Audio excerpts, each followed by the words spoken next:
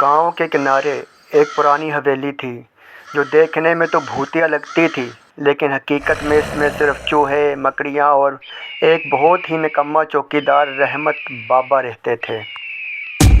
गांव वाले इस हवेली से दूर ही रहते थे, लेकिन एक दिन सब्जी वाला शीदा वहां आ निकला। शीदा सब्जी बेचने के लिए रोज़ मुख्तलिफ इलाकों में जाता था, लेकिन इस दिन इसके दिमाग में अजीब सा आइडिया आया।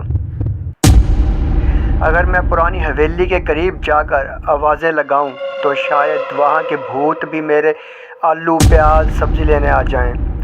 ये सोचकर शीदा अपनी रेहड़ी घसीटता हुआ हवेली के दरवाजे पर जा पहुँचा और ज़ोर से आवाज़ें लगाने लगा। आलू ले लो, प्याज ले लो, ताज़ा बैंगन, हरे हरे टमाटर। हवेली के अंदर पड़े रहमत बाबा नींद में थे। वो चौंक कर उठे और गुस्से में बड़बड़ाने लगे, अरे ये कौन काम बहत यहाँ शोर मचा रहा है।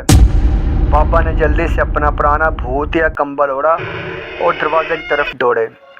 शीदा इतने जोश में था कि इसे कोई खौफ ना था, बल्कि वो तो उम्मीद लगाए बैठा था कि हवेली के भूत भी सब्जी खरीदने आएंगे। जैसे ही रहमत बाबा ने दरवाज़ा खोला, कंबल के नीचे से इनका आधा चेहरा नजर आया, आंखें सुर्ख, नींद से भरी हुई और बाल बिखरे हुए। शीदा की नज़र पड़ी तो वो चीख मार कर रेहड़ी छोड़कर भाग खड़ा हुआ। हवेली के बाहर कुछ गांव वाले भी खड़े थे। उन्होंने जब शीदा को बदहवासी में भागते देखा, क्या हुआ शीदे? हाँफते कांपते शीदा बोला, हवेली में तो सच में भूत रहते हैं, वो आलू लेने बाहर आए थे। ये सब सुनकर हैरान हो गए। अरे मैं भूत नहीं, रहमत हूँ।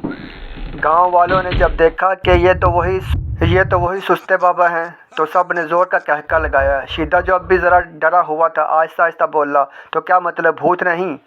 रहमत बाबा ने मुस्करा कर कहा, नहीं, लेकिन अगर तुमने दोबारा यहाँ शोर मचाया तो फिर मैं तुम्हें सच में भूत बना दूंगा। ये सुनकर शीदा जल्दी से अपनी रेहड़ी उठाई और वहाँ से भाग निकला। इसके बाद वो कभी भी पुरानी हवेली के करीब सब्ज़ी बेचने नहीं आया। हाँ तो दोस्तों, अगर वीडियो आपको अच्छी लगे तो प्लीज़ चैनल को सब्सक्राइब करें और हाँ, साथ में बेल आइकन भी ज़रूर दबा दीजिए। लाइक, कमेंट और शेयर करना मत भूलिए। Thank you.